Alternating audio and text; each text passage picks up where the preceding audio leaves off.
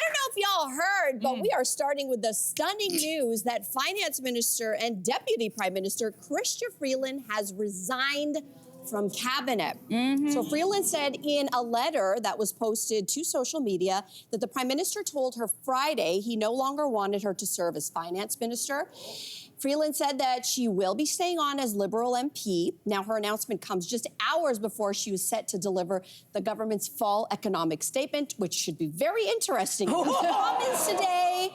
This is the most high profile of a number of resignations that we've seen recently from the Liberal federals.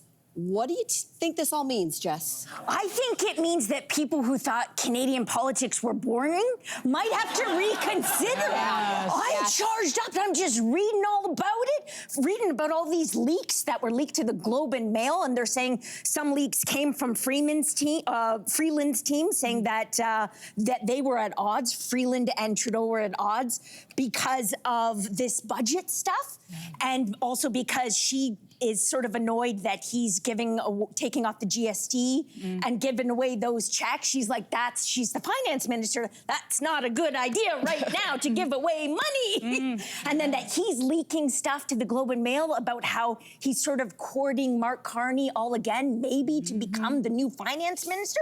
So Andrew Coyne in the Globe and Mail had this line to say. He said, I can think of no finance minister before who has been the subject of hostile press briefings by the Prime Minister's office on the very eve of a particularly crucial economic statement, or who has been forced to mouth words to which she is plainly opposed as her final act before being dismissed. So he wrote that on Thursday. Flash forward to today. She wasn't dismissed, she quit. And I'm kind of glad she did.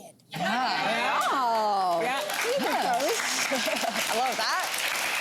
Yeah, reading the letter, it really you can feel how frustrated she is. It feels like she was trying to do her job. Yeah. And he wouldn't let her. He just wanted to give away $200 to everyone. $250. Oh, yeah. And much better. Yeah. And it reminded me of on the day of the G20 summit, Justin Trudeau was on his TikTok doing Milkshake Monday, where he just made a bunch of milkshakes, and I was like, you have a country to run, babe. Girl, get out there. Like, you asked for this job. You campaigned for this job. You begged. What if I asked to come on the show, and then I was like, actually, I'm gonna stay home and make milkshakes. Thanks so much.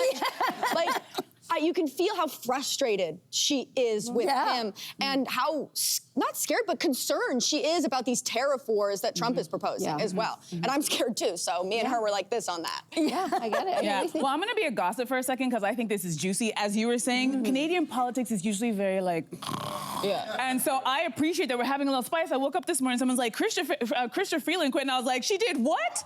And I really wanna know, when I read that letter, I was like, tell me what's really going on. Do you wanna write a tell-all book, Chrystia? Because I'm ready to purchase. I know. I'm ready to put my credit card down and read that book. But that aside, you know what I was remembering actually was back in 2015 when Trudeau was almost like bragging about the fact that we had a very balanced cabinet with men and women. And now in 2024, I'm looking around and I'm kind of going, what is the future for women in politics with Chrystia Freeland, who they were in lockstep, the two of them, and now she's walking away. So it brings up all of these questions, and then again, her replacement is a man, and I'm like, what's the future of politics for women in this country? Because as much as we talk about our neighbors to the south, and Lord knows they give us enough to talk about, they have a lot more representation of women at every single age and every single level, and we do not have the same thing here. And with Chrystia leaving, that's the first thing that popped in my mind. I'm like, okay, so what's the future of women? It reminds me of, I think we all have experiences where when you're working with men, they love you until you argue with them and then they call you the B word, you know? And I felt for her because that feels like he wants her to do her job until he disagrees with how she does her job, and now he's upset.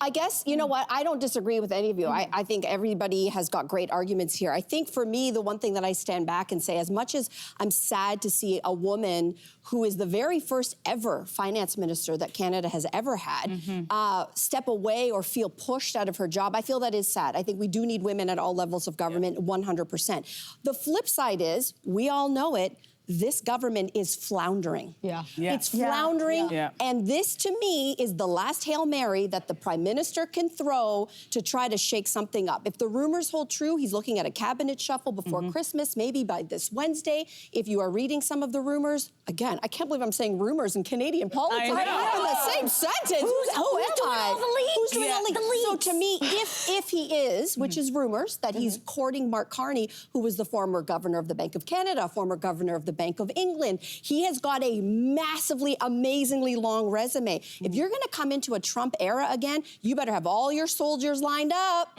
So to me, as sad as I am to see her go, we got to get ready. We have a mountain to climb in 2020. But it feels like dysfunctional right now. It feels like a dysfunctional It feels like a reality show. Yeah, a little That's bit. what it feels like. A little bit. Hey, you, come a bit closer.